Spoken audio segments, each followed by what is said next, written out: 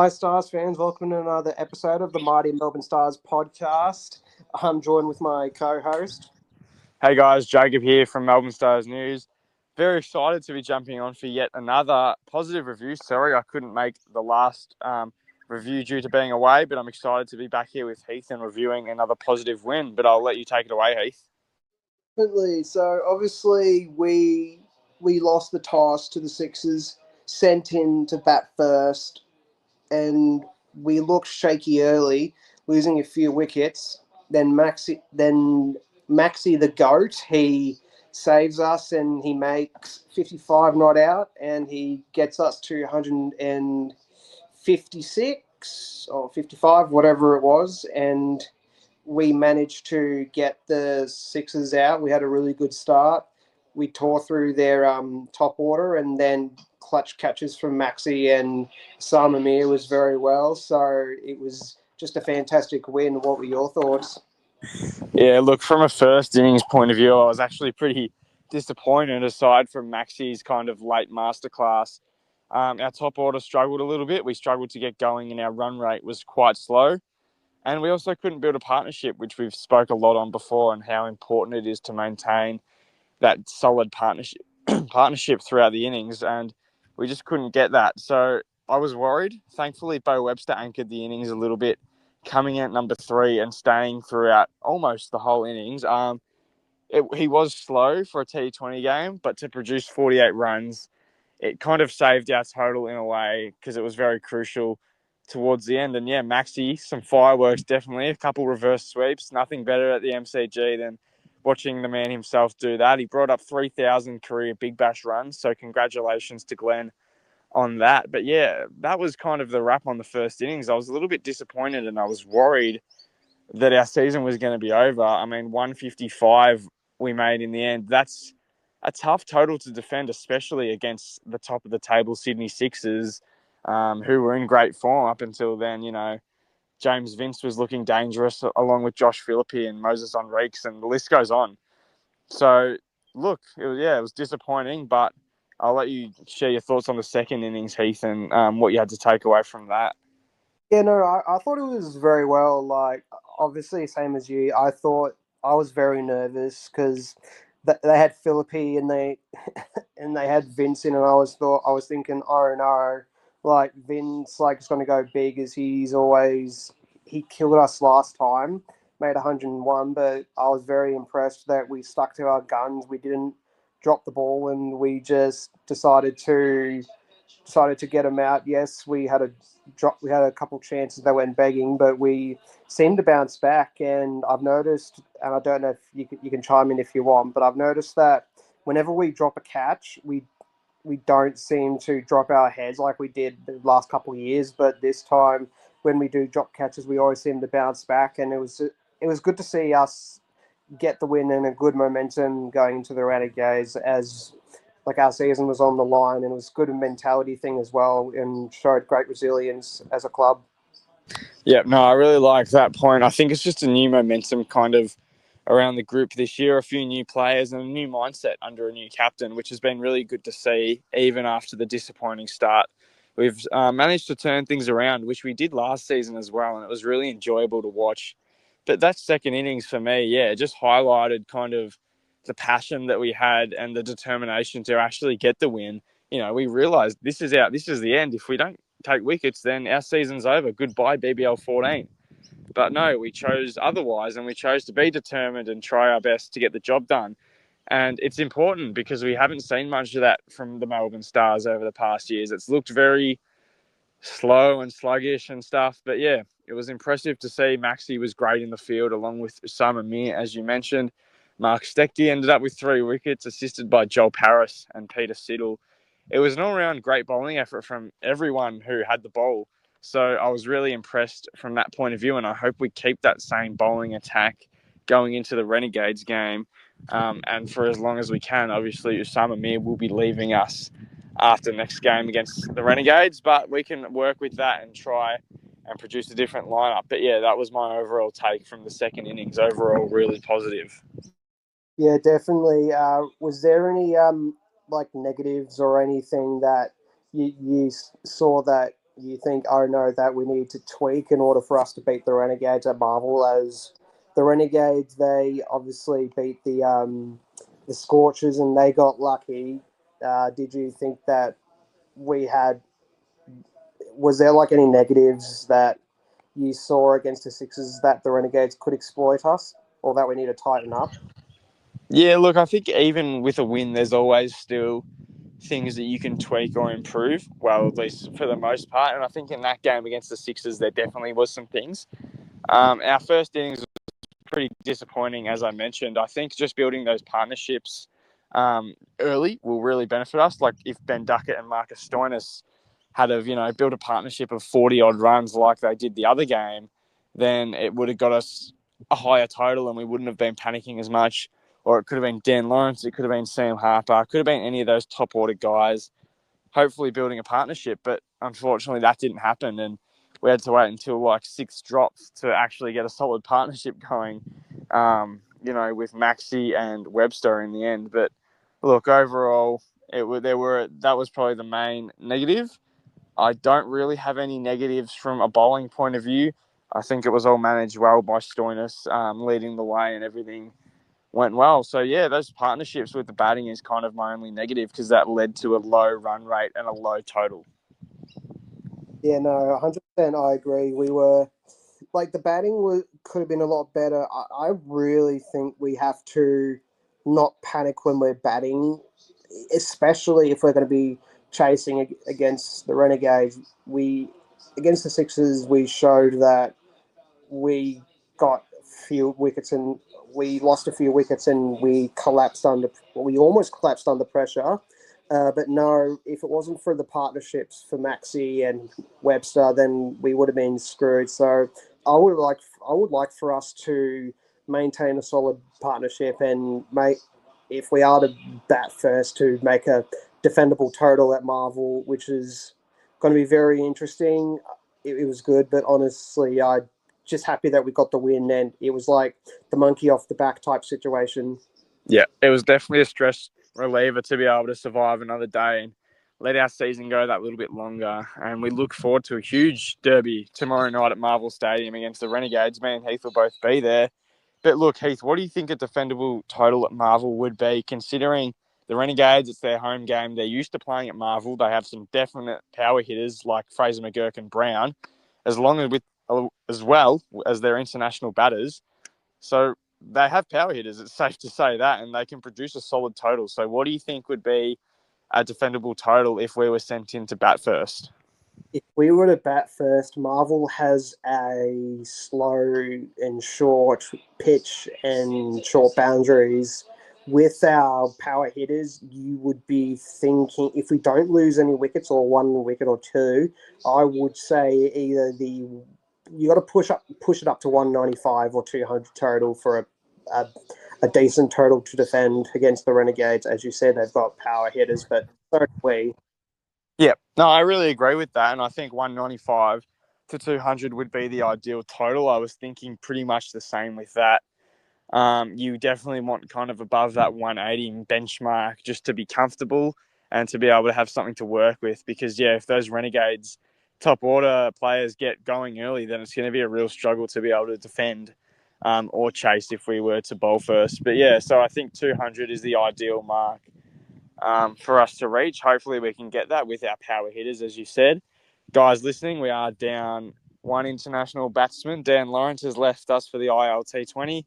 So that's a big loss for us. He's been great, especially against the Renegades. He plays very well against their bowling attack. So that's a big loss. We'll probably add in Tom Rogers to the final XI, I'm guessing. What are your thoughts on that, Heath? They left him out last game after a lot of controversy. Do you think it was the right decision? And do you think he deserves to come back in replacement of Dan Lawrence? I, it, Good body controversies. We need someone to replace Dan Lawrence. I don't know who we have, and if there's no other options besides Rogers, then I'd honestly say, give him a go, see if he's learned enough to do well. He needs to. Rogers, it can hit or miss. He's been average, but he can also do well. So I reckon just put him in just for depth batting because we've got with Dan Lawrence out, and if we get to our tail ends, we've got no real depth. Like no disrespect to them, but we just need that depth batting. For example, if Stoinis and Maxi and Cartwright and Harper they all fall and we get to our tail enders, then I would put Rogers in. So yeah, for my final verdict, I put Rogers in. I know it's going to piss off a lot of them, but they just have to trust us. Yeah, no, I really agree with that. And I like how he said, well, if there's no other option, it's best to take him in. And I think it's right. He hasn't been in good form. It's safe to say that. And we all know that. But hopefully, him being dropped last game was a bit of a wake up call. And hopefully, he realizes that he has to perform in this league if he wants to get a spot in the team. So, what I think we should do with him is put him in the squad, put him in the team, but have him come in at number 7, which is where Hilton Cartwright has been coming in. So I would have Duckett and Harper to open again, and then I'd shift everybody up the order. So I'd have Webster, Stoinis, Maxwell, Cartwright, and then put Rogers in there just so he doesn't have that huge responsibility on him.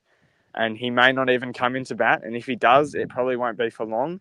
And he'll have that opportunity just to kind of slog it and get some late runs. That's just where I think he'd play best because clearly the opening position isn't working for him right now. So I think this club would benefit from seeing him drop in a bit later, and then we also get to utilise our big three of Maxwell, Stoinis and Cartwright a little bit earlier because Cartwright coming in at 7 is probably a bit late for him. So maybe swap those guys around and shift everybody else up, and then I think he'd slot in there perfectly, and it wouldn't be a huge loss losing Dan Lawrence if we were to do that. Yeah, no, I definitely like your points there. Very good. So, obviously, if we send the Renegades into bat like we did, obviously we want to tear through their top order. Is there any play?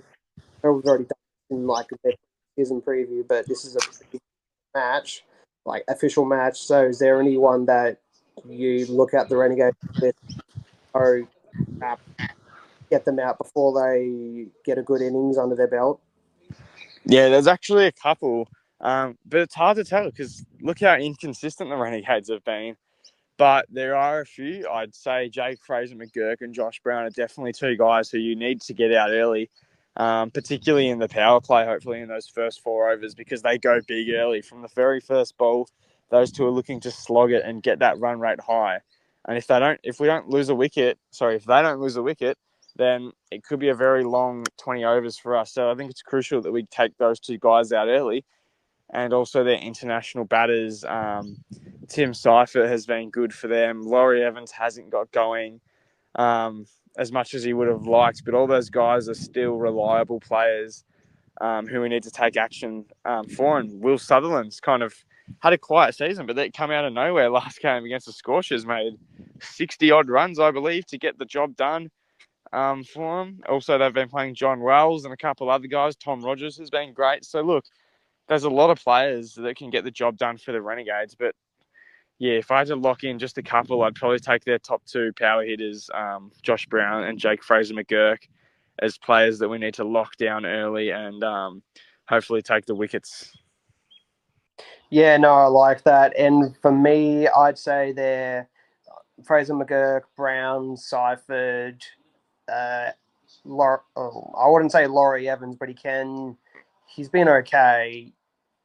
And then I'd probably say like your Sutherlands, your Rogers, your just and all like they've got a good Yeah. time because if we can get them inconsistent, we need to put doubt in their mind and honestly them out. Like there's nothing more than beating the Renegades as we want revenge as last year they ended our season. Let's say like 4 and 5. Yeah. Hurricanes game. Look, this would probably end the Renegades season, which would be very pleasing for us to make it tough for them to come back and secure a spot in finals. So, look, yeah, hopefully. But I do like those ideas of who you think we should lock down, Heath. some great perspectives from you. And yeah, look, I agree. They have a strong team and they've all been playing really well, but they are very inconsistent, as you just mentioned. Like last game against the Scorchers, they dominated with the bat, but it was shit with the ball. So who knows what they're going to throw at us. They've had some shocking games, but they've also had some good games. So I'm not too sure what to expect. We're playing at their home stadium, so we have to be prepared to play to their conditions because they're used to it. But I guess that wraps up kind of the match review from the previous derby and also a little tease as to what we think might happen tomorrow night. Heath, did you want to lock in some final predictions, saying as there probably won't be a live tomorrow, guys, as me, Heath, and Josh will all be attending Marvel Stadium for the derby. So we probably will not be available to do a pre-game live. So we're going to do some small predictions now. Heath, do you want to lock in maybe a top run scorer and a top wicket taker? The top wicket taker, I'm going to go Osama Mir with 3. And for the top run scorer, I'm going to go with Ben Duckett. He's going to have a big game and he's going to make 75 runs. I like that. Duckett would also be my top run scorer. He's been in good form the past few games, making 50 at least in 3 games already. He's been in those 60s. So, look, I think Duckett will make another big innings. I'm going to say 80 runs for Ben Duckett. He's been kind of hovering around that 67, 68 runs for a few times. And I think he's going to stay in for the whole innings and make 80-odd runs. Rumours about him, it's his last game. I'm not too sure. I don't have confirmation yet. I thought he was staying for the remainder of the regular season, and that's still what I believe until I officially hear otherwise. But there has been rumours that it will be his last game. So we're going to have to wait and see. Fingers crossed he's with us until the end. But look, I think nonetheless it'll be a big game from Duckett. And for leading wicket taker, I'm going to say Peter Siddle. He's been in great form, the old man, and he can still get the job done. He bowled 140 kilometres the other night, so that's really impressive from him. And he hasn't had a breakout in wickets. He's been taking kind of 1 or 2 each game, but I think he'll take 3 against his old side. He knows them very well. Being a Vic cricketer, a lot of those guys play in that squad. So I think he'll take 3 wickets, hopefully. And he'll be our probably leading wicket taker, I'd like to think. Heath, let's say we bat or bowl. You can choose. What is a score for us that you think we'll have at the end of the match? Okay, so if we're going to bat first, like if we lose the toss or if we win the toss and we decide to bat, or yeah, if we bat, I'm going to say we're going to lock in. I'm going to go. I'm going to push 195 for the total, and Duckett's going to score majority of our runs. And same with Upper will probably go. I'm going to say Maxwell and Duckett stay in for the whole innings. No, I like that. Yeah. Look, I think if we lose the toss, we will definitely be sent into bat just off our record, as we all know. But yeah, I think 195, as we mentioned before, would be a benchmark that we'd really be pleased with. So I'm going to say, let's go 187, completely random number, but a high number. I think we need those kind of 185 and above, like in between 185 to 200 would be ideal. So I think we just push to that. I also think we're going to bat first because I think we're going to lose the toss. Just a bold prediction. Yeah, so I think we'll bat first and we'll make 187, and hopefully that'll be enough to hold off the Renegades if we can take some wickets early. But I guess that wraps up this episode of the Mighty Melbourne Stars podcast. Heath, do you have anything to add? And I've got one last question. Do you think this is the biggest derby of all time, I suppose, for our year? Um, well, in a way, I guess it could be in meaning it matters the most.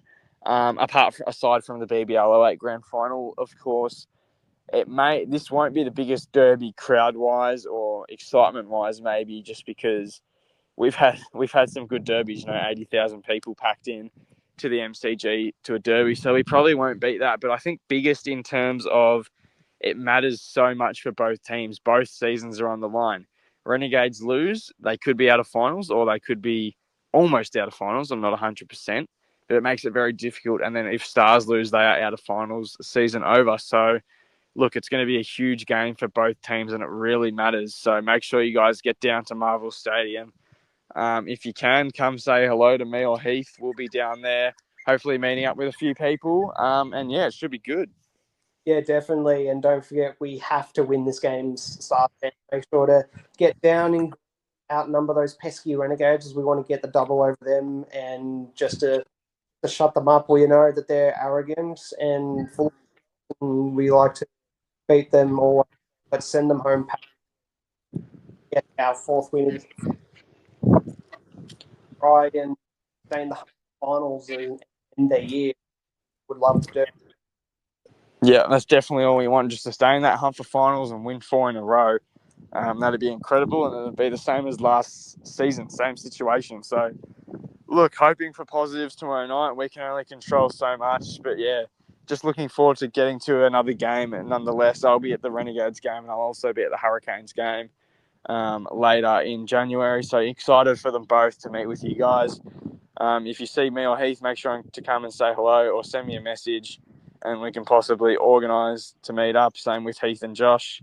So yeah, looking forward to it. Heath, how are you? Are you excited to finally be attending your first game of the season? Yeah, no, very excited. I'm loving it. Like I am so excited. I'm buzzing. I'm pumped. Going with a mate who's a Renegade supporter, so I like to stick it up, Renegade supporters.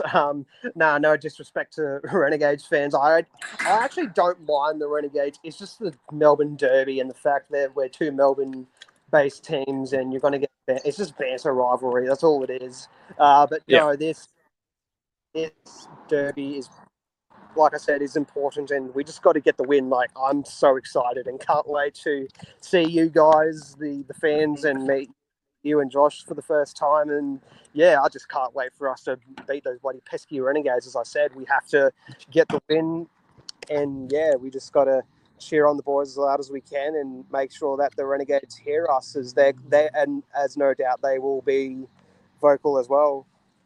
Couldn't have said it better, Heath. I think you're just excited as we all are for tomorrow night, the second derby of the season. It's going to be huge. Make sure you guys get down there if you can and cheers loudly for the Melbourne Stars. Anyway, that wraps up the episode, and we'll see you guys on the next one. Definitely go Stars. Go Stars. What you doing?